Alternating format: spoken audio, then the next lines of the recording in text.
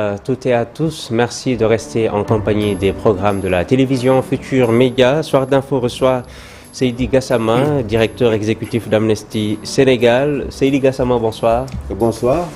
Le procureur écarte la responsabilité de la police, affirmant qu'à ce stade, il n'y a aucune preuve qu'Abdoulaye Ba a subi des violences physiques. Le collectif des amicales rejette les propos du chef du parquet et maintient son mot d'ordre de grève. Seydi Gassama, est-ce que Ibrahima Ndoye vous a convaincu? Écoute, ce que je peux dire, c'est que lorsque le procureur dit que la police n'a pas de responsabilité, on ne peut être qu'inquiet. Je pense que aussi bien la police que l'État du Sénégal, à travers le directeur du COUD, en tout cas ceux-là qui ont requis les services de sécurité, ont une responsabilité. Il ne s'agit pas de dire que le garçon serait tombé du quatrième étage, il est mort et qu'il n'y a pas de responsabilité. Il y a une responsabilité. Le garçon ne s'est pas réveillé et a sauté du quatrième étage. Il y a quelque chose qui s'est produit. Et ce qui s'est produit, on l'a vu en live.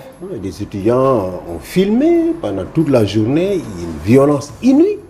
Guy Maris a bien fait de parler tout à l'heure avec Thierno Alassane Sall, également d'une violence incompréhensible qui a été déployée sur le terrain. Et surtout des violences répétées. Répétées. Vous savez, c'est devenu presque une tradition. Chaque fois que les forces de sécurité entrent dans le campus social, ce sont des dégâts. Ce sont les mêmes événements, le même type d'événements qui ont amené au décès de l'étudiant Bassirou Faye en 2018, c'est le même type d'événement qui a amené au décès de tous les étudiants qui ont perdu la vie à l'université de Saint-Louis. Chaque fois que ces policiers, généralement des GMI, entrent dans le campus social, c'est vraiment un déploiement disproportionné de la force et qui se traduit très souvent par des décès et des pertes en vie humaine. Et donc aujourd'hui, les autorités sont responsables de cette violence, justement, qui a fait que, évidemment, le jeune, il a dû sauter. Et puis, il faut qu'on nous dise également, comme on l'a dit, ce feu qui est allumé dans une chambre voisine, qui l'a allumé, ce feu-là. Il faut que l'enquête nous le dise. Les autres actes de violence commis par les policiers dans l'environnement universitaire qui ont été filmés par les étudiants et partagés, également, il faut qu'on enquête sur tout ça. La conférence de presse conjointe des membres du gouvernement, vous l'avez suivi? Est-ce que vous avez été rassuré par les différentes prises de parole?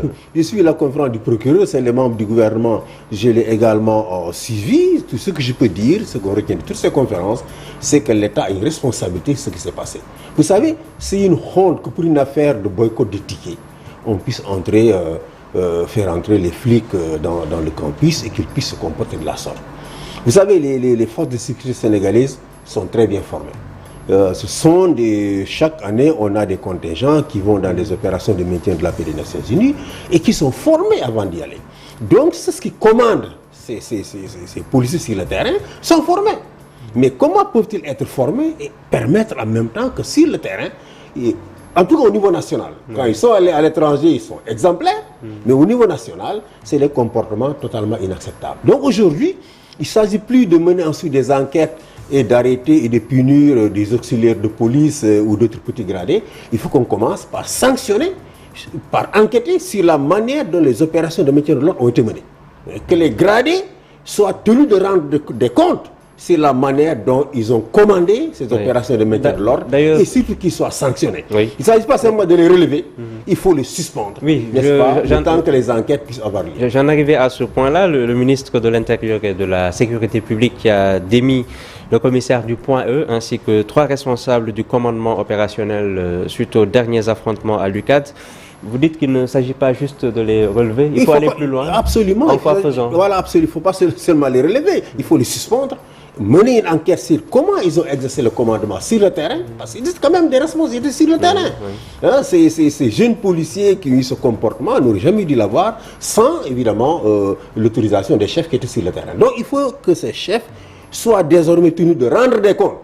Si on commence à tenir ces chefs responsables du comportement des hommes sur le terrain, on aura de moins en moins de bavures, n'est-ce pas, lors des opérations de maintien de l'ordre. Et il faut aussi qu'ils exhortent la commission d'information parlementaire qui a été créée d'aller vers, évidemment, l'extension des franchises universitaires au campus social. Cette différence entre le campus académique et le campus social n'a pas de raison d'être. Géographiquement, les deux espaces se confondent pratiquement. Et la recherche du savoir ne se passe pas seulement dans les espaces des amphis. Le campus social, c'est pas seulement pour dormir et manger. Là également, les étudiants, ils travaillent, ils cherchent le savoir, ils discutent, ils débattent. Tout cela participe à leur formation. Donc il faut étendre les franchises universitaires et faire en sorte qu'en matière de maintien de l'ordre, la police ne soit plus autorisée à accéder dans le campus social. Pour les opérations de police judiciaire, évidemment, elles peuvent continuer à être conduites parce que quelqu'un commet des crimes ou des infractions, ou qu'il soit sur le territoire national, il doit pouvoir être recherché et être tenu de rendre compte. Oui. Les 3 étudiants en liberté provisoire, mais ils vont devoir se présenter chaque mois au tribunal pour émarger au registre attestant de leur présence sur le territoire national. Allons-nous vers l'apaisement souhaité? Oui, c'est une demande que tout le monde avait fait. Nous-mêmes, dès le matin du 10, nous avons évidemment demandé aux autorités d'adopter ces mesures pour calmer la situation. Nous avons demandé à l'Observatoire de la privation de liberté, que je salue au passage, d'aller sur le terrain, au commissariat, et de constater la situation des détenus, parce que c'est notre rôle également de l'interpeller. Il a été sur place et il est également intervenu auprès des autorités pour que ces mesures soient prises, que les conditions de détention qui étaient inhumaines au commissariat central, avec des blessés qui étaient détenus, puissent évidemment conduire à ces libérations massives qui ont eu lieu dans la soirée du 10. Et ce dénouement est heureux. Maintenant, il faut aller vers un dialogue avec les étudiants pour trouver des solutions à leurs revendications. Cette crise a quand même duré depuis le mois de décembre. Mais comment dialoguer avec la suspension des amicales? Justement, il faut rétablir ces amicales. Le problème aujourd'hui, les sanctions, c'est pas ce que le peuple attend du gouvernement actuel. On attend des mesures d'apaisement. Parce que cette crise a quand même duré. Pendant tout le mois de novembre, tout le mois de décembre, les étudiants avaient des revendications très claires. Vous savez, les bourses des étudiants, elles sont quand même votées chaque année dans le budget de l'État. Et donc les bourses devraient pouvoir être payées comme les salaires des fonctionnaires à la fin du mois. À la fin du mois, la question des rappels ne doit pas exister. Si aujourd'hui on ne sait plus quand est-ce que l'année universitaire commence et quand est-ce qu'elle se termine, ce n'est pas la faute des étudiants, c'est la faute de l'État du Sénégal.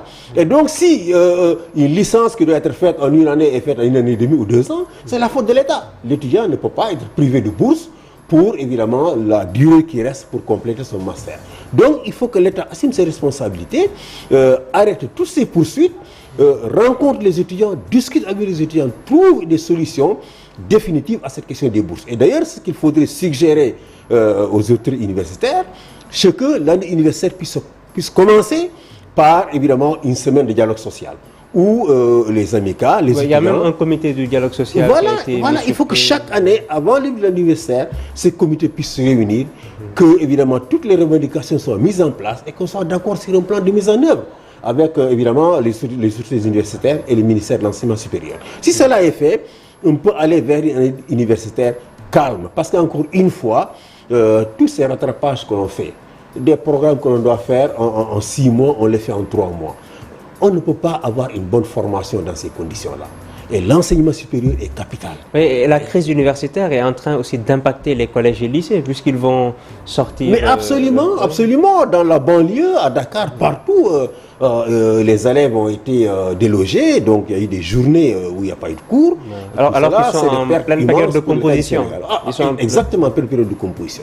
Donc il faut aller vers une solution rapide de cette situation-là. Il faut que l'enquête sur le décès d'Abdoulaye Ba puisse continuer, que toute la lumière soit faite et que, évidemment, les responsables soient traduits en justice. S'il faut prendre des sanctions administratives également, qu'on prenne les sanctions administratives, mais que plus jamais qu'un étudiant ne décède dans un campus universitaire au Sénégal. Mais ne pensez-vous pas que, vu la gravité de l'heure, le président de la République devait quand même s'adresser aux Sénégalais pour les rassurer? Vous savez, moi, ce que j'ai demandé avant même que, évidemment, il y ait ces événements tragiques, j'ai lancé un appel au président Bassirou Diomaye Faye pour qu'il reçoive les étudiants. C'est ce qu'Abidou faisait. Et même le président Abdoulaye Wade aussi. Ah oui. Lorsque la CEDEAO devient bloquée, il faut recevoir les étudiants. Le chef de l'État, c'est quand même une voix rassurante. C'est des engagements qu'il prend, sont des engagements qui peuvent rassurer les étudiants. À défaut qu'il délègue évidemment à son Premier ministre de recevoir les étudiants. Mais il faut les recevoir.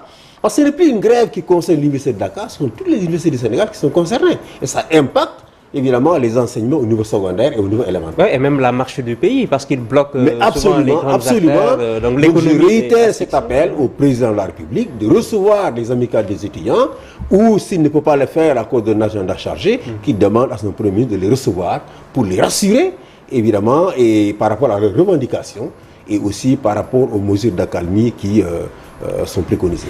Concernant la mort de l'étudiant Fallou Sène, le procureur de la République annonce la tenue du procès le 26 juin.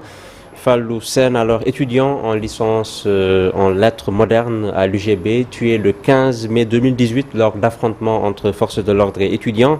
8 ans après, ce n'est pas trop tôt? Oui, 8 ans après, c'est quand même très grave dans ce pays qu'une affaire de meurtre d'étudiants puisse durer autant. Nous-mêmes, nous avions à la demande de la coordination des étudiants de Saint-Louis mis à leur disposition un avocat.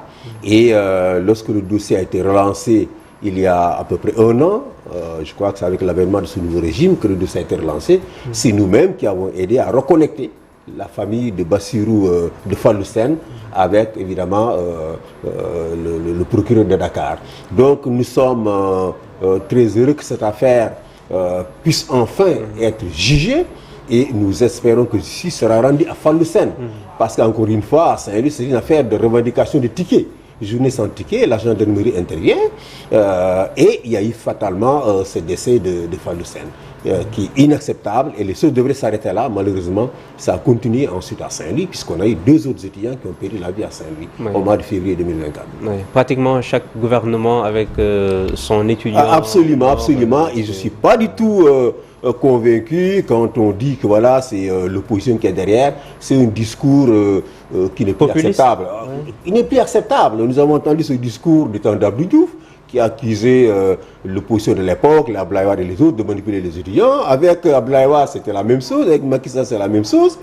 Il faut qu'il y ait une rupture. Les étudiants avaient des revendications claires auxquelles l'État n'a pas répondu. Et ce sont la non-satisfaction de ces revendications-là qui a conduit à ces événements. Ce n'est pas des manipulations de qui que ce soit. Il faut assumer, l'État doit avoir le courage d'assumer ce qui s'est passé et de prendre des mesures qu'il faut pour que plus jamais cela ne se répète. Justement, comment faire selon vous pour que les bavures des forces de défense et de sécurité soient désormais sanctionnées à la hauteur des dérapages? Mais il faut que l'État arrête de protéger les membres des forces de défense et de sécurité. Malheureusement, ce que nous avons constaté au Sénégal dans le cadre de notre travail, c'est que l'État avait toujours été du côté des forces de défense et de sécurité. Toujours. Le parquet a tout le temps été du côté des forces de défense et de sécurité, à qui on demande d'enquêter d'ailleurs sur leurs propres éléments. Donc il faut que l'État comprenne que son rôle, c'est de protéger les citoyens, que la stabilité du pays ne dépend pas forcément des opérations de maintien de l'ordre. La stabilité du pays dépend du respect des droits humains des citoyens sénégalais, du respect des besoins des citoyens sénégalais. C'est ça qui assure la stabilité. Oui, ce n'est pas l'armada, ce n'est pas les tanks, ce n'est pas les grenades lacrymogènes. Donc, il faut tenir responsables ceux qui violent les droits humains des Sénégalais et assurer ainsi évidemment la réconciliation entre les forces de sécurité et les populations. Pour le cas d'espèce, ce sont les policiers qui sont incriminés et l'enquête est confiée à leur père. Ne pensez-vous pas que la gendarmerie... Oui, cela peut poser problème, mais il est arrivé que la police conduise quand même des enquêtes, ou la gendarmerie conduise des enquêtes contre la gendarmerie et que cela aboutisse vraiment à des condamnations. Il arrive, mais ce n'est pas tout le temps. Ce n'est pas tout le temps. On a vu des enquêtes qui n'ont absolument pas abouti. Et cela est regrettable. Et on a des cas ici dans la région de Dakar. Des personnes qui sont mortes dans les locaux de la police, dans les locaux de la gendarmerie. Depuis 20 ans, il n'y a pas de justice. Il n'y a pas de justice. Et c'est cela qui nous oppose avec les différents gouvernements du Sénégal. N'est-ce pas? La culture de l'impunité. il semble qu'il y a une petite rupture et j'espère que le cas d'Abdoulaye Ba va confirmer cette rupture parce que quand même depuis 2 ans il y a eu le cas du jeune de Pikine qui a été battu au Technopole qui est mort. En moins d'1 an les policiers de Pikine ont été jugés lourdement condamnés. Il y a eu le cas des tortures à l'hôpital de Foundiougne mais très rapidement le commandant de brigade a été arrêté et mis aux arrêts. Donc il y a quelques signes qui montrent qu'il y a une rupture. Il faut maintenant que ce cas-là confirme cette rupture-là et que les forces de sécurité comprennent que leur rôle, c'est de protéger les Sénégalais et que le maintien de l'ordre obéit à des règles. Ces règles, on les leur enseigne à l'école, il faut qu'ils puissent les appliquer. Lorsque ces règles ne sont pas appliquées, aussi bien les fautifs, parce que la responsabilité pénale est individuelle, que ceux qui exercent le commandement doivent être tenus pour responsables. La candidature de Macky Sall à l'ONU sur toutes les lèvres actuellement, doit-il avoir impérativement le soutien de l'État du Sénégal? Vous savez, au Sénégal, on aime débattre de tout. Et vous savez, les politiciens également, ils ont tous leur agenda derrière ce genre de débat. Ce que je veux dire, c'est que nous sommes constants dans nos postures. Si vous vous rappelez bien, en 2012, il y a un commissaire central de Dakar qui, après avoir conduit les opérations de répression des manifestants organisées par Macky Sall lui-même, et Moustapha Niasse et Ousmane Tanor Dieng, avaient été recrutés par les Nations Unies. À l'époque, les ONG avaient dénoncé ce recrutement et le recrutement a été annulé. On ne peut pas maintenant défendre les droits humains, changer de posture selon la tête des clients. Quand c'est un commissaire, on se ligue, on dit il ne faut pas le prendre. Et quand c'est un président, on dit il est tout puissant, il faut se taire. On ne peut pas se taire. Parce que la défense des droits humains suppose du courage, suppose de la constance et suppose surtout, évidemment, de mettre sur la table les principes. Les Nations Unies reposent sur 3 piliers. Le premier pilier, c'est la paix et la sécurité internationale. Partout dans le monde, qu'il y ait la paix et la sécurité. Le deuxième pilier, évidemment, c'est le développement économique et social. Le troisième pilier, c'est les droits humains. Comment un chef d'État comme Macky Sall, qui a eu un bilan absolument désastreux en matière de droits humains, peut aujourd'hui être élu secrétaire général et interpeller n'importe quel chef d'État ici en Afrique pour lui dire mais écoute, il faut respecter les droits humains. Il faut arrêter de réprimer, il faut autoriser les manifestations, il ne faut pas couper Internet, il ne faut pas fermer les radios et les télévisions. Il ne peut pas. Il n'a aucune crédibilité pour donner des leçons à un chef d'État. En matière de démocratie, il n'en a pas. Il a reporté des élections à la veille de l'ouverture de la campagne électorale. Et le monde entier, y compris le gouvernement américain, le Parlement européen, l'Union africaine, ont tous condamné ce report unilatéral et antidémocratique à la veille de l'ouverture des élections. Et il a réprimé 4 morts à la suite justement de ce report-là. Donc il n'est pas crédible en tant que secrétaire général. Mais est-ce qu'il y a une de donner des leçons au chef d'État en matière de respect des droits humains et en matière de respect des principes démocratiques? Je ne parle pas maintenant de sa gestion économique. Est-ce qu'il y a une décision de justice qui l'a condamné? Vous savez, c'est le faux débat que ces partisans entretiennent en ce moment. Il n'est pas condamné. Vous savez, c'est la responsabilité de son gouvernement qui est ici en jeu. Ce n'est pas sa responsabilité personnelle. Vous pensez que Yaya Jammeh, celui qui tuait les gens en Gambie, personnellement, ce n'était pas lui. C'est son régime. Et nous estimons que Macky est responsable parce qu'entre mars 2021 et février 2024, selon nous, notre décompte Amnesty International, il y a plus de 65 Sénégalais qui ont perdu la vie pendant les opérations de maintien de l'ordre. Du fait de la police, de la gendarmerie ou des nervis. Il n'y a absolument eu aucune enquête et aucune poursuite pendant cette période-là. Au lendemain de mars 2021, le gouvernement a tenu une conférence de presse. Sidiki Kaba a annoncé la création d'une commission d'enquête indépendante. Macky Sall lui-même, lors d'une visite en France, a dit que la commission n'était plus à l'ordre du jour. Donc, on a annulé cette commission. Les plaintes qui ont été déposées ont été bloquées. C'est cette impunité qui a été accordée aux forces de sécurité pendant toute cette période qui fait que chaque fois que les jeunes sortaient, immédiatement, il y avait eu 1 mort, 2 morts, 3 morts. Et c'est ça, sa responsabilité en tant que chef d'État, n'est-ce pas, de cette impunité-là, n'est-ce pas, qui a permis évidemment à ces crimes de se poursuivre. Et cette impunité, il l'a clôturée en votant une loi d'amnistie contre évidemment l'avis des ONG, contre l'avis de son opposition, pour assurer l'impunité totale à ceux qui étaient là. Donc, ce que nous disons, j'entends, on dit oui, c'est de la haine, on n'a pas le temps d'avoir de la haine de quelqu'un.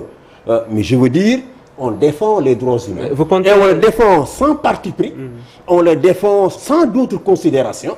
Ici au Sénégal, on s'est battu pour que Hissène Habré soit poursuivi, traduit en justice. Ici au Sénégal, on a lancé la campagne pour le jugement de Charles Taylor, une campagne ouest-africaine qui a mené Charles Taylor finalement en prison. En ce moment, nous travaillons avec la société civile gambienne pour que Yaya Jammeh soit extradé, ramené en Gambie pour faire face à la justice. On ne peut pas, n'est-ce pas, mener tous ces combats-là et dire qu'au Sénégal, on peut tuer 105 personnes pendant presque 4 ans, aucune justice, aucune commission d'enquête, qu'on coupe Internet. La commission de la CEDEAO, la Cour de la CEDEAO a condamné le coupure d'Internet opéré par le régime de Macky Sall de façon préventive pour empêcher les citoyens de sortir et de manifester. On a coupé des radios et des télévisions ici.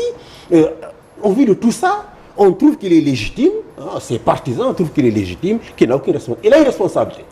Son gouvernement est responsable de ces atrocités et lui, en tant que tel, est responsable de ces atrocités. Est-ce que vous allez intenter des actions au niveau international pour barrer la route? Pas nous, mais les victimes. Les victimes ont le droit aujourd'hui de dire ce monsieur, son régime a commis de graves violations des droits humains et nous estimons qu'il n'est pas crédible pour diriger les Nations Unies.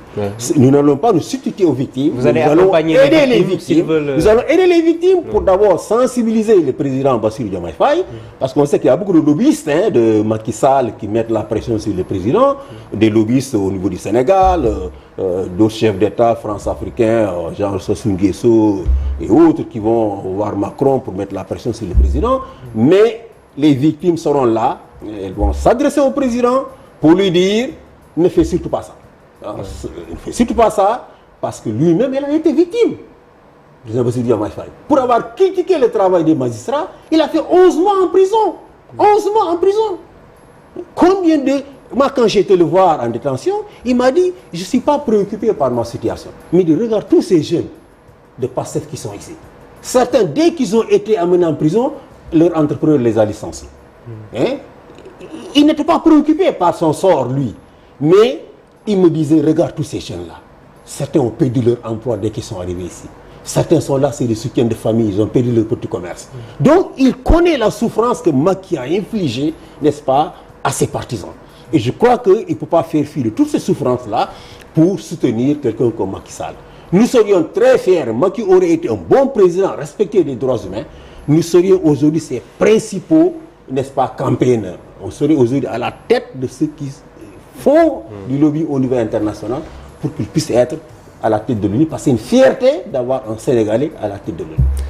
Flashback sur la loi d'amnistie rapidement. Le Conseil constitutionnel a jugé dans un arrêt rendu que son article premier contrevient à la Constitution. Pourtant, le débat persiste. La tentative de révision de PASTEF en avril 2025 pour exclure les crimes de sang, était-ce incongru? Oui, mais vous savez, le Conseil a rendu une décision très bonne pour nous. Nous, notre objectif, notre mission, c'est que pour toutes les violations des droits humains, que ce soit des meurtres ou des actes de torture, que les auteurs soient tenus de rendre des comptes. Pour éviter la répétition. On demande que les comptes soient rendus pour éviter la répétition. Donc cet arrêt du 23 avril 2024 a été très clair, n'est-ce pas, pour toutes les violations des droits humains qui relèvent du droit international, comme les homicides, etc., on ne peut pas les couvrir par une loi d'amnistie. Et il y a déjà des décisions de la Cour de la CEDEAO, de la Cour africaine des droits de l'homme et du peuple et des Nations Unies qui disent aux États, vous ne pouvez pas prendre de loi d'amnistie pour passer ces crimes par perte de profit. Macky Sall le savait, à cet le savait, qu'il ne pouvait pas passer par perte de profit ces crimes-là. Ils ont voté la loi, le Conseil a dit non. La loi pour tout couvrir, sauf ces crimes-là, qui sont les crimes pour lesquels nous nous battons, pour la punition desquels nous nous battons.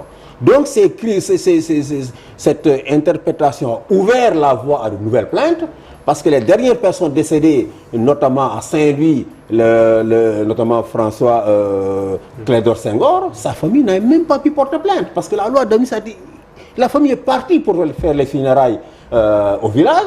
Avant de revenir, la loi d'amnistie a été votée, donc ils ne pouvaient pas porter plainte. Et la famille est allée porter plainte à Saint-Louis, contre, évidemment, pour que la justice recherche, n'est-ce pas, les responsables de sa mort dans le campus de l'université Gaston Berger. Donc c'est une loi qui nous satisfait, cette interprétation-là. Maintenant, d'autres catégories de Sénégalais, les politiciens pensent que ce n'est pas suffisant, et n'ont qu'à se battre contre évidemment, la loi. Merci infiniment Seydi Gassama, directeur exécutif d'Amnesty Sénégal, d'avoir répondu à notre invitation. Oui, avec plaisir. Je souhaite un bon ramadan à tous nos compatriotes. Merci. Et je dirais que vraiment, l'impunité, c'est un cancer. Lorsque une société laisse l'impunité s'ancrer, elle sape la confiance des citoyens dans l'État. Et lorsque la confiance des citoyens dans l'État est sapée et détruite, évidemment, toutes les portes sont ouvertes pour les guerres civiles, pour les coups d'État, etc., etc. Donc, il faut qu'on combatte l'impunité par tous les moyens, hein, et qu'on évite que les politiciens, de façon cyclique, se battent entre eux, qu'il y ait des morts, ensuite qu'ils se réconcilient et demandent aux Sénégalais de passer les choses par perpétuel profit. C'est inacceptable. Merci infiniment Seydi Gassama, directeur exécutif d'Amnesty Sénégal. Merci à vous de nous avoir suivis. Restez en compagnie des programmes de la chaîne Leader.